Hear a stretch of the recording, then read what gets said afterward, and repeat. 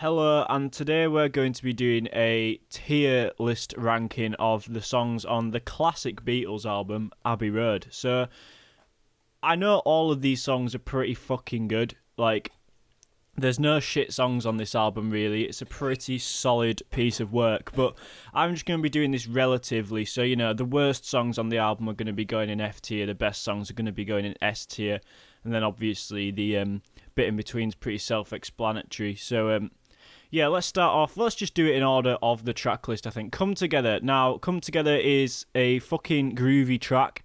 The lyrics are kind of nonsense on it. Like, it's not got a very big, emotional connection with me, obviously, because the lyrics are kind of just nonsense. But this track does groove pretty hard, and it really is a Beatles classic, and it's a really John Lennon kind of song, you know what I mean? So, I think it's going to go in A tier. There's some great bass playing, some amazing drumming. The vocals are great, and there's some great guitar work from George Harrison on it as well.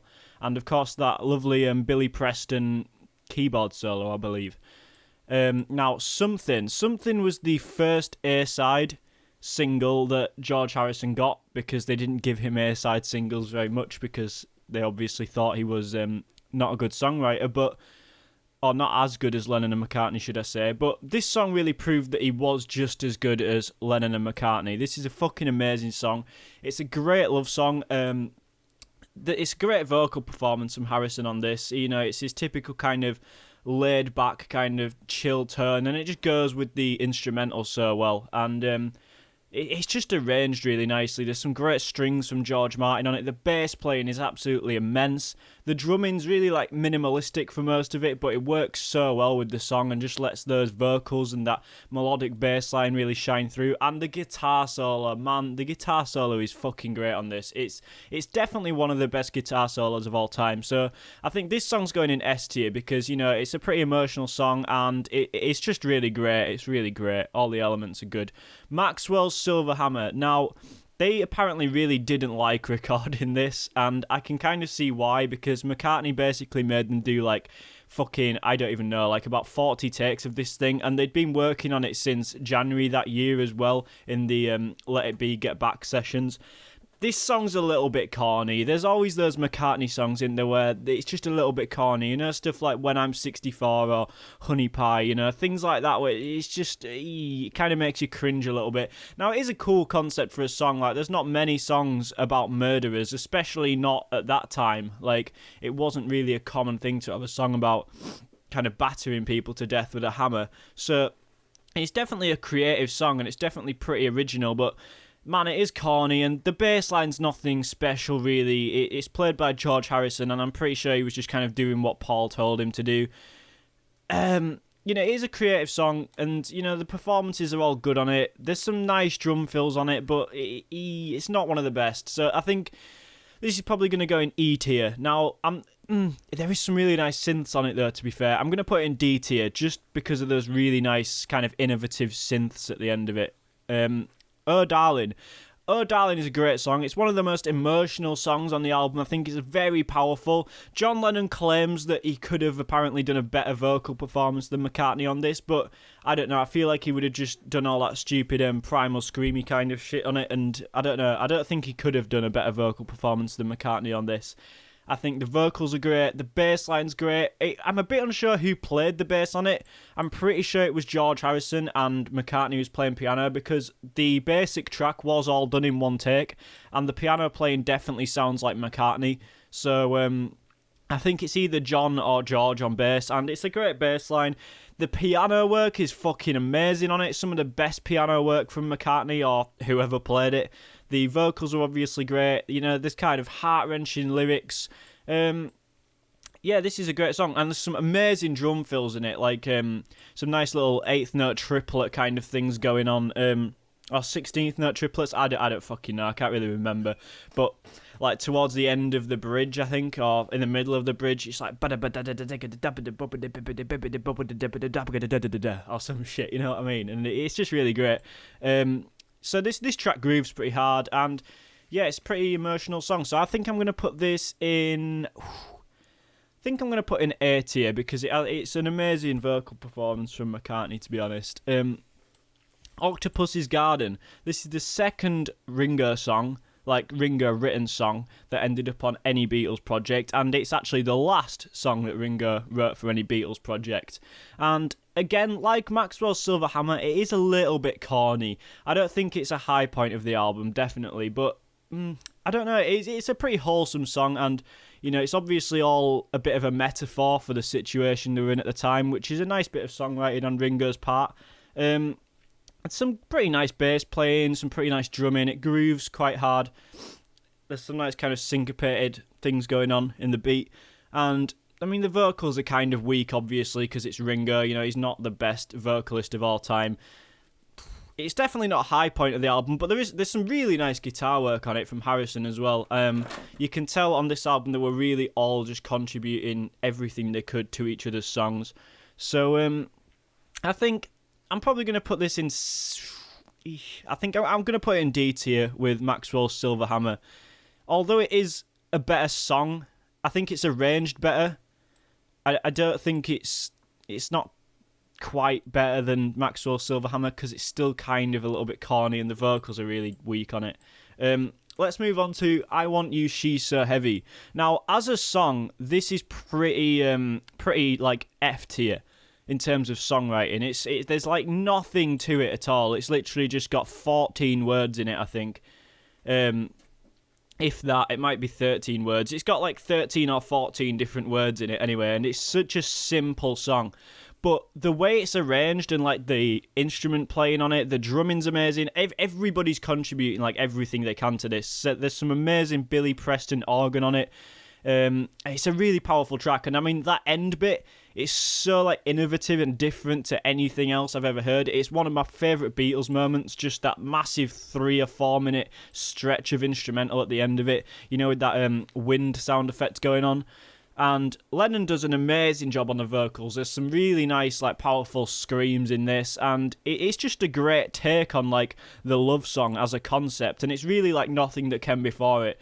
And there's some really strange but like amazing bass playing at the end where McCartney's just doing these like insane slides, and it's kind of like, where did he even think of that from? There was nobody else doing shit like that. Some amazing drum fills, and the way it just stops at the end, it is the perfect end to side 1. Like the way it just ends suddenly, it's really great. So I think I'm going to put this in S tier, although it's not a very good song at its core.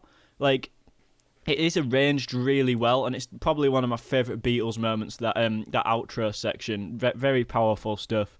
So Here Comes the Sun, another Harrison song, another great Harrison song, might I add. And as with all the songs, I feel like I'm just repeating myself here. The playing is amazing on this. I don't think Lennon actually plays on this at all, but there's some great synth work on here, and like nobody was really using synths in pop music at this point. Like the Beatles were one of the first people to do it, so you've really got the Beatles to thank for all the corny synth pop in the 80s and shit. But I mean, it's just a great arrangement. Again, there's some really nice George Martin string arrangements on this, just like in Something.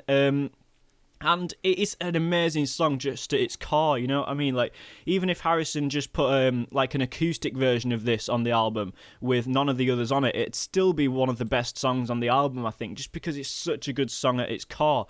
The bass playing's amazing on it. There's some great moments of drumming on it where it goes into that kind of 7/4 groove. I remember there's that interview where Ringo's like, "Oh, I didn't work out that it was in 7/4. I just felt it, man." You know, and that's just really a testament to how tight they were as a band at this point, and just how great they were, and all the kind of musical instinct they had, I suppose. So I think it's not one of my favourite songs on the album. It's not as good as Something and I Want You, I don't think. I'm going to put it in A tier, I think. I feel like I'm being a little bit harsh on it, but it's fucking A tier. It's still one of the best songs on one of the best albums of all time, so yeah, that's fine. I don't feel too bad about that. Now, because this is not one of the strongest songs, I don't think. It's kind of a little bit of a like boring moment on the album. I know it's kind of got good vibes to it, but I don't think it's a particularly good song. It's more just like a kind of experimental thing, and the lyrics don't really mean much as well. I mean, they do if you kind of go into the metaphors or whatever in them, and you know, get a bit psychedelic with it or whatever. And there is some really nice harpsichord, and again, there's some really nice synth work on this, I believe. And the harmonies are really beautiful on this. It's definitely up there with like This Boy and stuff like that. There's some really great harmonies on this, as there is with the rest of the album. Like the vocal harmonies on this album are definitely like at their best for the Beatles, I think. But because it's not a very good song, I think it's going to go in C tier. Like, it's got a good vibe to it, but the lyrics don't really mean anything, and it's not a great song. You know, it's a good arrangement, but you know, there's no drums either. But that harpsichord is nice. I think it's going to go in C tier. It's not too bad. It's not too bad. Now we've got You Never Give Me Your Money, a McCartney song where he's talking about the like situation they're in at the time, like all the business shit going on that he clearly wasn't too happy with. You know, that's an original, personal kind of songwriting topic. Like, he doesn't do a lot of personal songwriting, I don't think, but this is the one of the times that he does kind of get a bit personal about the situation he's in. It's got all four of them playing on it, which, you know, at this point in the career, it wasn't really guaranteed. Like, I mean, Here Comes the Sun's just three of them. Maxwell Silver Hammer's just three of them. Because doesn't have Ringo on it at all, I don't think. You know, this is all four of them, and they're all grooving hard. You know, Paul McCartney's playing that piano, contributes a really nice bass overdub later. The guitar work is some of the best Beatles guitar work on this. I think Lennon's playing on this is really great. Like, there's some great kind of interplay between him and Harrison towards the end of this track. I think it's a pretty solid song. It's not it doesn't really hit me in the feels the same way a lot of these songs in S and A tier do. So I think it's going to go in B tier. It has got some amazing playing on it. Now, Sun King is just, it's absolute nonsense, isn't it? Let's be honest. I think Lennon even probably admitted that it's just complete nonsense. Just like I'm the Walrus and Come Together, really, where it's just a load of crap. So the actual song itself is not strong at all lyrically. It's really got no kind of emotional like lyrical content, but it has got a really nice chill instrumental to it, and it's a nice break. Like, You Never Give Me Your Money kind of ends with this nice little like bow bow ba bum bum ba bum kind of rhythm going on, and it's pretty like powerful ending to that song. So this is a nice little chill moment after that, and a nice kind of interlude in the album almost. So I think I'm gonna put it in C. I'm going to put it in D tier because it is just nonsense at the end of the day, but it is a nice moment on the album. It's just one of these vibey songs. It is a bit like Because, where it's not really a proper like Lennon song. It's just kind of more of a vibe. But yeah, it's got nice music on it, I suppose. Me, Mr. Mustard, another Lennon song. This is like the Lennon portion of the long bit at the end, the what's it called? The medley. So I think, what was this written about? It was some guy in India, I think, who like just lived on the street or something and lived in a hole or some shit, and shoved like paper, like cash up his arse or something. I don't really know. It's based on a real guy anyway, so you know it's good inspiration for the songwriting. It's definitely a creative song. It's very short. It has got that really nice fuzz bass on it as well, and it grooves pretty hard. The vocal performance is pretty nice, but it is kind of an average song. Like, it's got no kind of emotional content to it, really. Like, it doesn't hit me in the feels at all listening to Me, Mr. Mustard. But, you know, it does groove hard, and we're getting into the kind of medley section of the album at this point, definitely. And, you know, it is kind of an important point in how that all flows kind of up and down. I think this is going to go in... It's going to go in B tier. It is a really nice arrangement. The drumming's pretty tasty on it, and as I say, it's got that great fuzz bass on it, which is pretty original. It's something that wasn't heard too often, and you don't hear it too often now. You know, it's a nice kind of original sound. Polythene Palm. Again, I think this was written about a real person, just like Me, Mr. Mustard. So these two songs connect really well on the album. It's got that nice kind of drumming kind of groove on the toms. It's, you know, it's not just a standard beat on the drums. It's on the toms, and it sounds pretty hard. It grooves pretty hard. Sorry, and there's some nice guitar work from Harrison on this. Some really great guitar work. There's really prominent acoustic guitar in it from Lennon, and it ties right into the end of Me, Mr. Mustard as well. So it has got a good song transition into it, but again, it doesn't really mean anything. I think it's one of those kind of throwaway John Lennon songs. I think that's what he called it. So I think this is probably going to go in C tier. Don't get me wrong, none of these songs are bad songs. They're all great songs. It's a great album, but in terms of like relative to the other songs, I'm going to put it in C tier. Now, She Came In Through the Bathroom Window. This song, this is a McCartney song, and I think this was based on a real person as well. There's like 3 songs in a row just based off like real people here that all kind of segue into each other. Like, it's a nice little concept right there. And there's some really nice bass playing on this. It's a good vocal performance from McCartney. There's some nice kind of 16th note kind of thing going on the drums. You know, there's some nice drum fills in there, some nice drum work. It grooves pretty hard, but again, it's not one of the strongest songs on the album in terms of actual songwriting, I wouldn't say. I'm probably going to put it in B tier. That's definitely a B tier song, I think. Golden Slumbers. Now, wasn't this just stolen from something else, like some sheet music that McCartney found and just put words to? So, I mean, we can't really judge him too much on the melody, but it is a good melody. It's a nice somber moment on the album. It's got some nice piano work from McCartney, bass playing from George, I believe. Has it got drums on it? Yeah, it's got a few drums on it, and it's got a really nice like orchestral arrangement from George Martin on it. So, you know, it is a really nice lush moment on the album, I think. But as a song, it is, you know, it's a nice emotional moment on the album, and it does kind of have a nice connection to the relationship between the Beatles at the time, you know, and it links really nicely into Carry That Weight, and it's obviously part of that medley thing, and it is a really good, it adds to a lot of the flow of the medley, the kind of up and down motion of it. It's not great. It's not one of the high points of the album. I'm probably going to put Golden Slumbers. I don't know, either B or C. I'm gonna go with B tier because it does have a lot nice, like, kind of emotional feel to it. You know, it's not like just a song for the sake of being a song. It is nice. Carry That Weight. Carry That Weight is basically part of Golden Slumbers. Like, it goes right onto the end of it, and it's got all the kind of nice. It brings in melodies from You Never Give Me Your Money, like, into the horn section of it, which is quite nice. I can't remember what that's called. It's like referencing a previous song on the album, which I think is really cool. And it's obviously got some lyrics that kind of elaborate on this song, which ties the whole medley together really nicely, to be fair. I think that's a great element of it, and it is the only song, I think, where all 4 Beatles are, like, singing together or something. I can't really remember. It's something like that, like all 4 Beatles are singing the lead together or something. It's the only time that happens. I can't really remember what it is. It's something like that anyway. But yeah, it's not a very strong song, I don't think. It is almost kind of just... It only works well as part of the medley. Like, it wouldn't work good just by itself. So I think that's gonna go in C tier. Now, The End. The End's not really a song, so to speak. It's more like a collection of a few little bits of song. And then it's got that amazing drum solo in it. It's got a lot of amazing guitar work in it.